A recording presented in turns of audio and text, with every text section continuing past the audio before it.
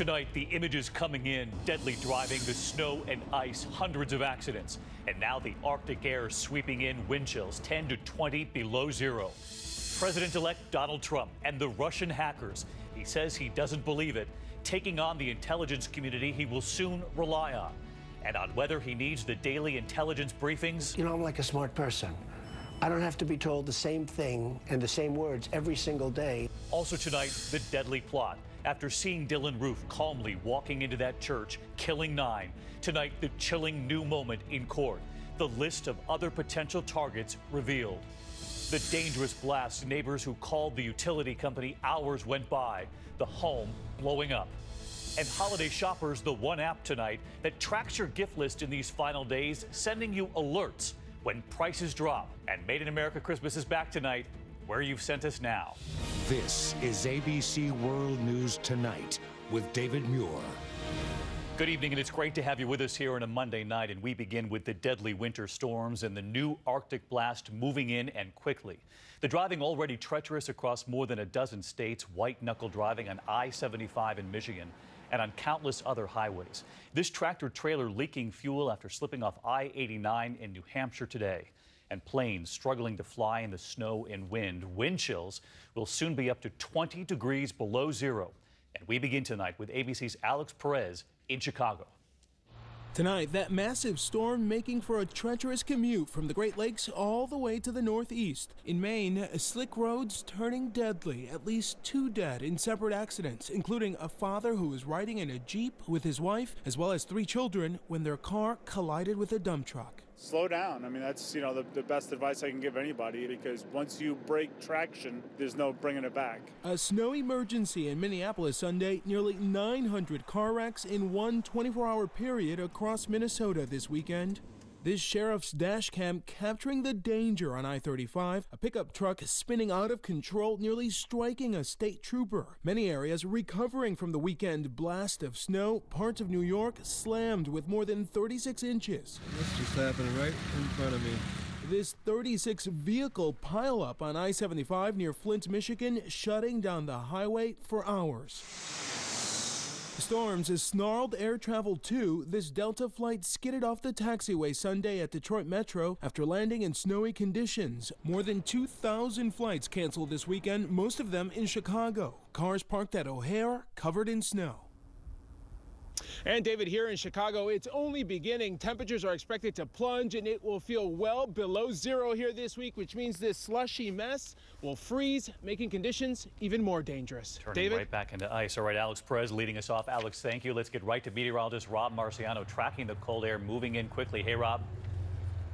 Hi, Dave. I'm afraid this next weather event's going to be more painful for more people than the snow we had today. Here it comes, the Arctic air on the move, first into the Midwest, where wind chills on Thursday morning will be 22 below in Minneapolis, 19 below in Chicago. Then the core of that cold air gets into the Northeast on Friday morning with wind chills -5 in New York, -14 in Boston. This could be the coldest December air we've seen in decades.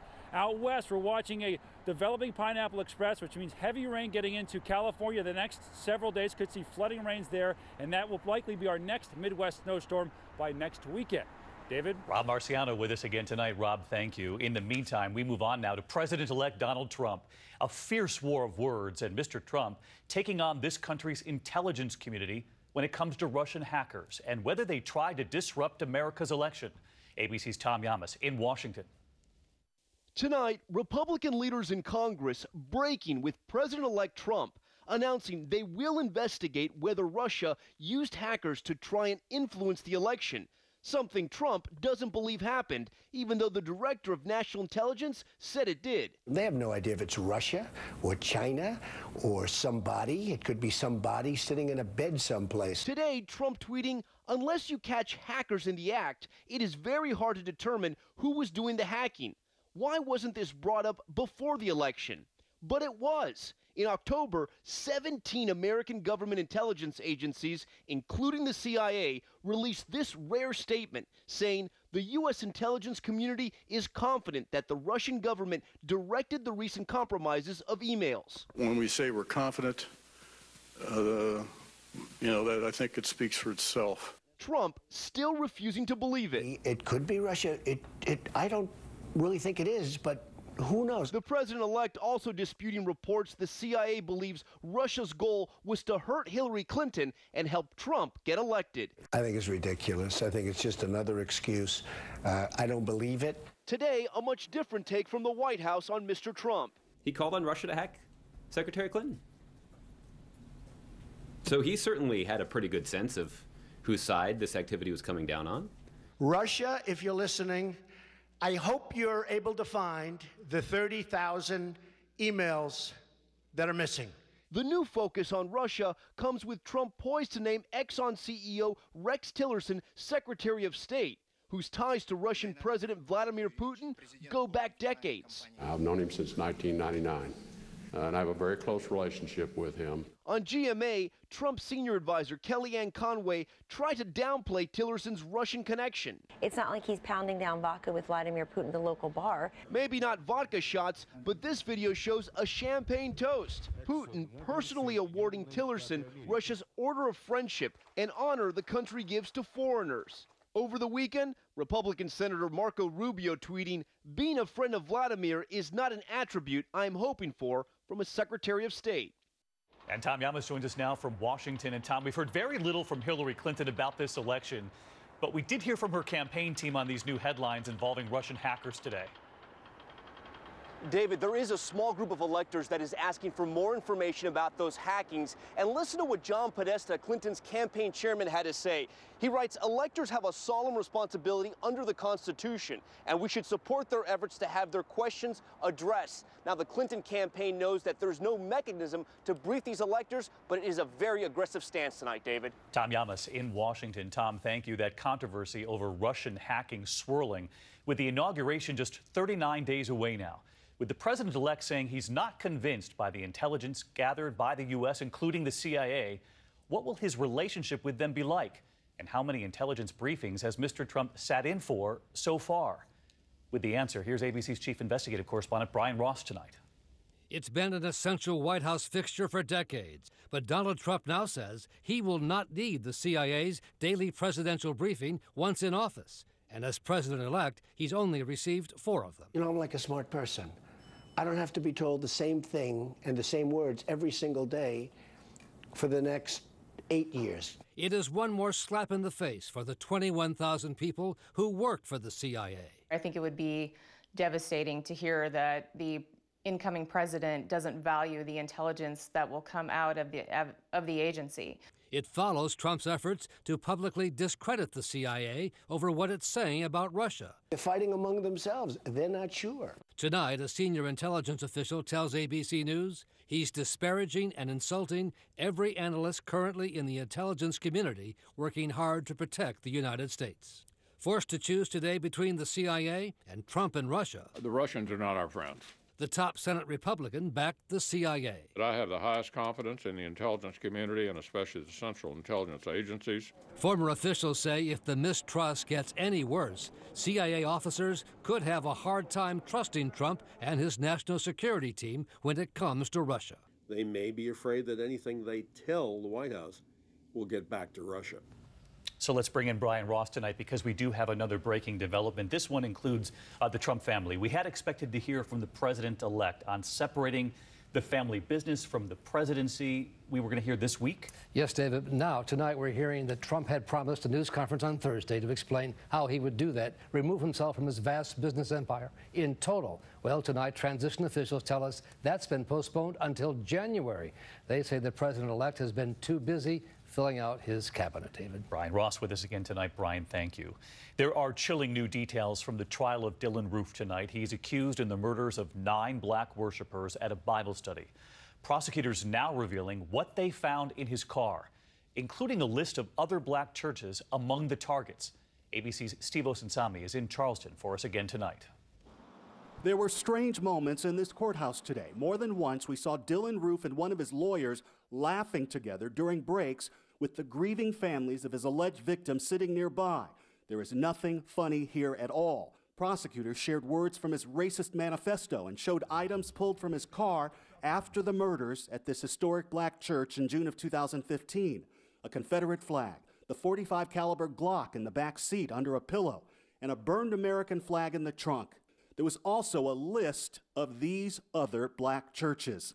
In his FBI confession, Roof said he considered other targets. I thought about going to like a black festival or something like that, but then they got security and stuff, and you gotta wait for the date. You know, you can't do it whenever you're ready. He explained to the FBI agents that he's a white nationalist and couldn't care less about black lives. Do you have any remorse? Oh, I think it's too soon. Jurors learned today that Roof should have never been able to buy the gun. Surveillance videos show him going and coming from a gun store in April, a whole 2 months before the killings. A background check should have denied him the firearm because of a previous arrest for drug possession. This was a system failure. In court, the gun store owner testified that he didn't hear back from the government until the end of June, nearly 2 weeks after the killings. David? Steve Osunsami tonight. Thank you, Steve. Next from New Orleans, overnight a verdict in the road rage shooting death of former NFL star Will Smith. The jury convicting Cardell Hayes of manslaughter and of attempted manslaughter in the shooting of Smith's wife. Hayes claimed he acted in self-defense after a crash in New Orleans in April. He faces up to 40 years in prison at his sentencing in February. Next tonight, to a fear shared by so many families, especially as we turn on the heat this winter, an early morning blast in upstate New York completely destroying a home. Firefighters rushing to the scene, fearing 2 people were inside. And it turns out neighbors had called the utility company when they smelled gas, but no one showed up before the home then blew up. Here's ABC's Wjla Benitez on the investigation tonight.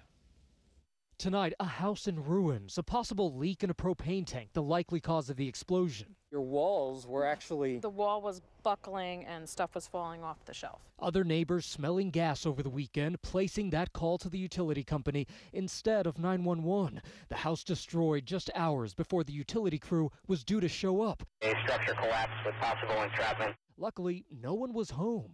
I'm just so happy and I feel so blessed that I wasn't home. You know, it's a material loss, and I can handle that. As the temperature drops and more heat gets used, these accidents go up. This explosion captured on tape earlier this year in Paterson, New Jersey.